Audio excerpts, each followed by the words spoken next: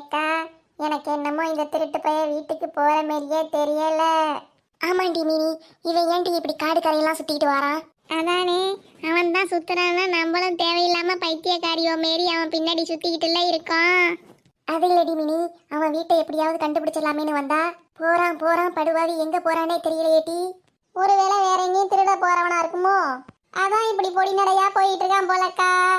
யாரு கண்டா இவன் வீட்டை கண்டுபிடிக்காமேனு இவனை ஃபாலோ பண்ணி வந்தது தப்பா போச்சு. அத்தே, என் கால ரெண்டும் கம்பால போகுது. ஏக்கா, இதுக்கு மேல என்னால ஒரு அடி கூட எடுத்து வைக்க முடியாது, பாத்துக்கா. ஏட்டி, வந்தது வந்துட்டோம், இன்னும் கொஞ்சம் தூரம் போய் எங்க தான் போறான்னு பாத்துப்படுவோம். ஏக்கா, நான் நினைச்சேன் ஒருவேளை இந்த மொட்டை மண்டையனுக்கு அவன் வீடு தெரியாம தான் தேடி அலைகிறானோ. ஏன் சொல்லுறானா, பேரு கேட்டதுக்கே பேந்தா பேந்தான்னு முழிச்சான். அடியே மினி, திருடங்கெல்லாம் வீட்டை நடு ஊருக்குள்ள வச்சிருக்க மாட்டாங்க டி.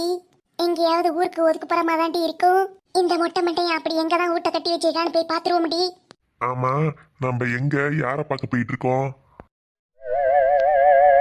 இது எந்த இடமா இருக்கும்? அதுவும் அங்க ஒருத்தர் இருக்கான், அவன்கிட்ட கேட்டு பாப்போம். என் தம்பி இந்த இருப்பா. அட கிறுக்கு பெத்த கிறுக்கு பேல, எங்க போறோம் தெரியாம இப்படி சுத்திட்டு இருக்கானாக்கும்.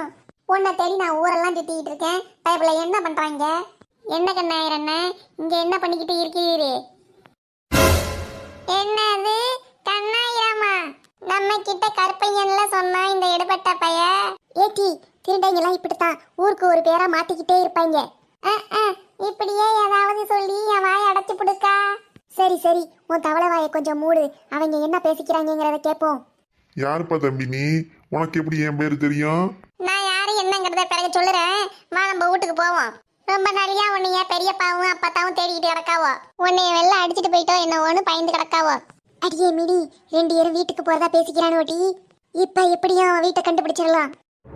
என்னக்கா, இப்படியே பொழுதானைக்கு உட்காந்து பொழுத ஓட்டுறமே, இதுக்கு ஏதாவது ஒரு வழி பண்ணக்கூடாதா?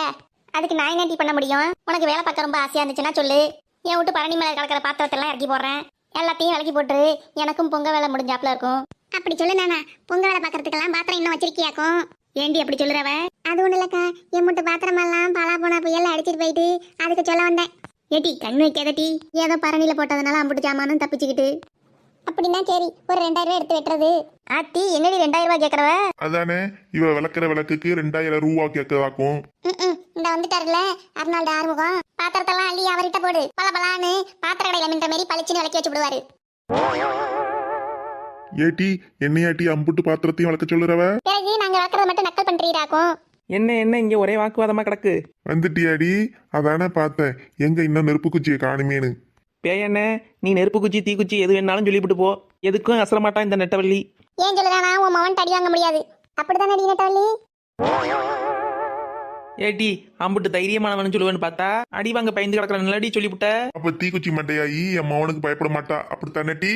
ஐயோ பேயண்ணாச்சி, ஆளை விடுங்க, உங்க சங்காத்தமே வேண்டாம். என்னடி நெருப்பு குச்சி இப்படி சொல்லிவிட்ட? அப்புறம் என்ன பேயண்ணாச்சி, வந்தோடனே வாயை பிடிங்கி அடி வாங்க வச்சு ஓட வைக்கலாம்னு பாக்குறீங்களாக்கும். அதெல்லாம் இந்த நெட்டவழிக்கிட்ட நடக்கவே நடக்காது, பாத்துக்கிடுங்க. ஏக்கா, உன்னைக்கிட்ட ஒரு முக்கியமான செய்தி சொல்லி விட்டு போலாமேன்னு வந்தேன். அப்படி என்னடி முக்கியமான பொல்லாத செய்தி? எங்க கிட்ட எல்லாம் சொல்லக்கூடாதாக்கும்.